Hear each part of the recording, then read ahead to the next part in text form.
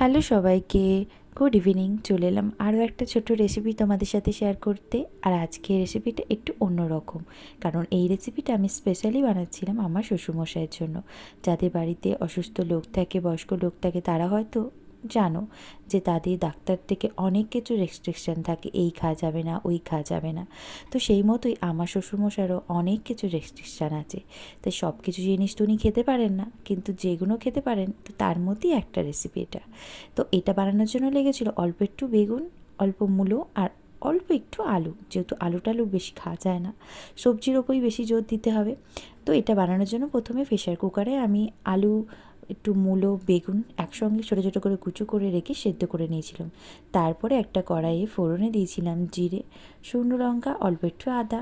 তারপরে যেটা একটু ভেজে নিতে সেদ্ধ করে রাখা সব সবজিগুলো দিয়ে তার সঙ্গে দিয়ে দিয়েছিলাম লঙ্কা, হলুদ, জিরে গুঁড়ো, ধনে গুঁড়ো, অল্প একটু দিয়েছিলাম নুন।